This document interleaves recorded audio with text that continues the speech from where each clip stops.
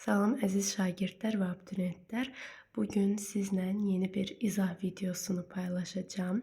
Tabesiz mürəkkəb cümlənin komponentləri arasındakı məna əlaqəsinin izahını bugün dinləyəcəksiniz. Elə isə başlayaq və sizlər də qeydlər götürməyi unutmayın. Tabesiz mürəkkəb cümlə nəyə deyilir? Keçən videomuzdan xatırlayırsınızsa, biz ümumilikdə tabeli tabesiz mürəkkəb cümlələrin izahını sizlə bölüşmüşdük.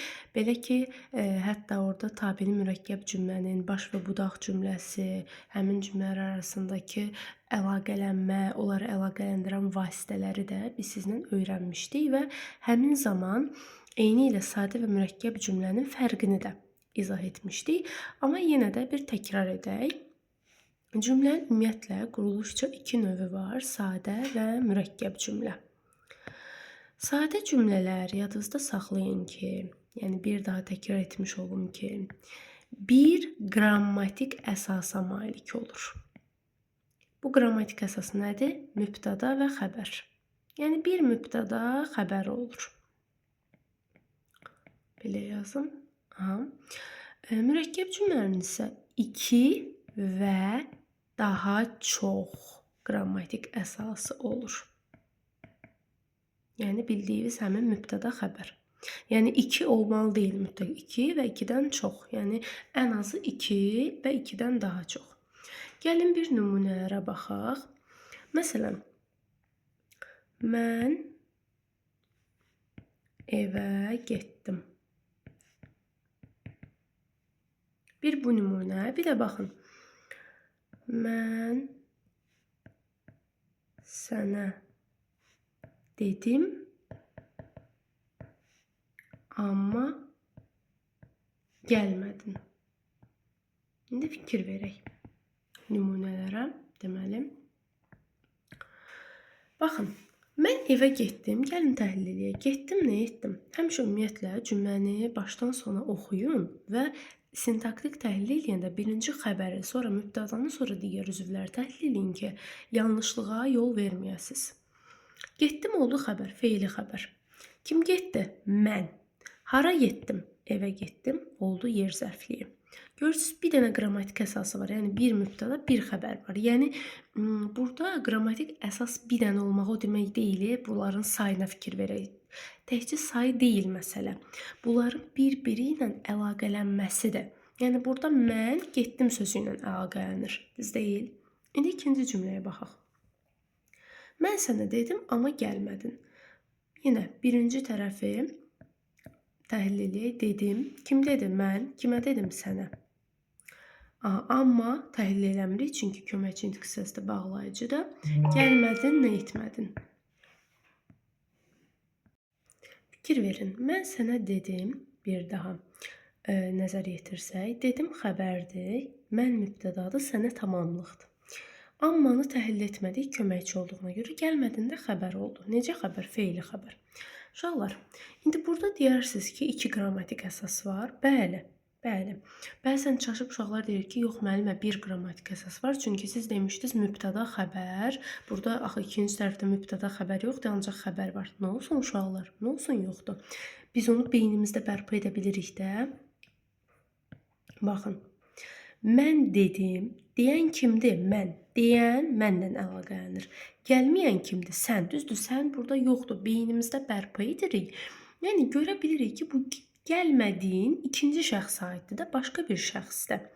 Bunu icra edən, deyən başqa şəxsdir, yəni birinci şəxs. Gəlməyən başqa şəxsdir. 2 fərqli şəxs var.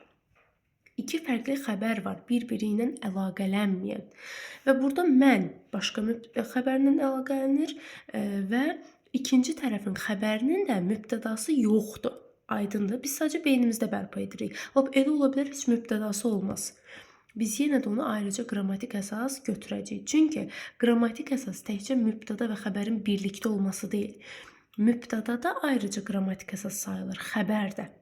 Ancaq bir-biri ilə əlaqələnən mübtədalar olanda, məsələn, həmcins mübtədalar ya da həmcins xəbərlər olanda, bunu artıq biz məsələn deyimirik, birdən çox qrammatik əsas. İndi gəlin ona aid bir nümunə deyim sizə, diqqətlə baxın. Məsələn, Deyirəm ki, Həsən, Jalə və məsələn Rəsul eyni sinifdə oxuyurlar. Baxın.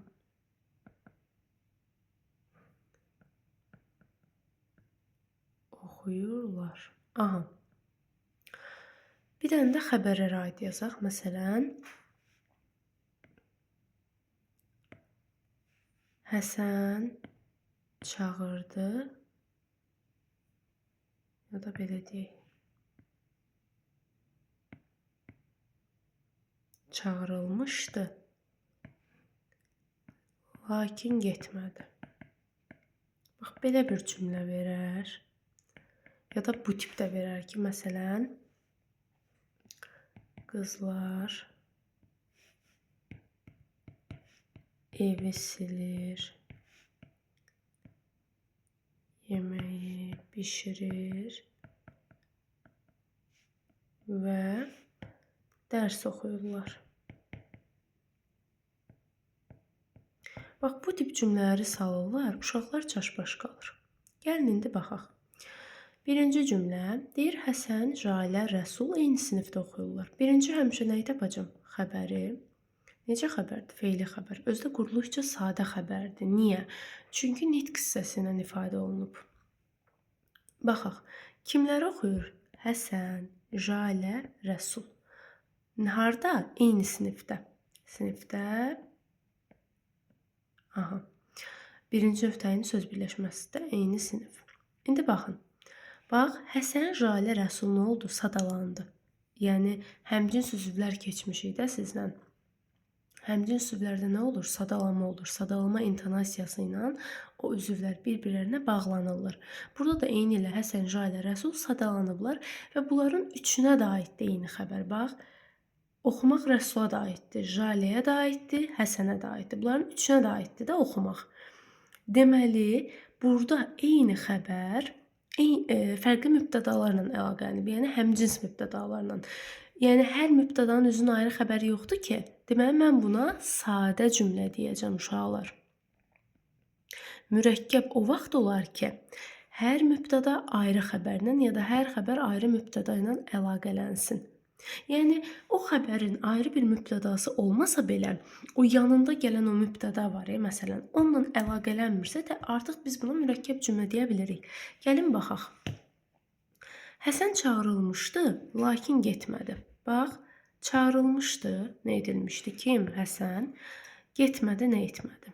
Lakinə baxmırıq, çünki bu köməkçi nitq hissəsində bağlayıcıdır, bilirsiniz. Bax, getməmək də, çağırılmaq da kimə aiddir? Həsənə aiddir, ikisi də, düz deyil. İkisi də Həsənə aiddir. Bunlar, deməli, çağırılmaq və getmək olur, yəni həmcins xəbərlər. Həmcins xəbərlər bir mübtədaya bağlanır və buna mən deyirəm sadə cümlə. Yəni, hər xəbərin ayrı mübtədası yoxdur. Hər ikisi eyni mübtədaya bağlanır. İndi bu biri cümləyə baxaq. Qızlar evi silir, yeməyi bişirir və dərs oxuyurlar. Silir nə edir? Bişirir nə edir? Oxuyurlar nə edirlər? Kim silir? Qızlar. Kim bişirir? Yenə qızlar. Kim oxuyur? Yenə qızlar. Haranı evi, nəyi yeməyi, nəyi dərsi. Uşaqlar, görürsünüz, silmək də, baxaq bura, silmək də, yemək də, üzr istəyirəm, yemək yox, bişirmək də, oxumaq da kimə aiddir hamısı? Qızlara aiddir, düz deyil. İndi mən buna həmcins xəbərləri olan sadə cümlə deyə bilmərəm. Niyə demirəm? Deyirəm. Çünki o xəbərlərin üçü də eyni mübtədaya aiddir. Amma indi bu cümləyə baxın. Ayşən dərs oxuyur. Məsələn, Gülər fabrikdə işləyir. Misal üçün.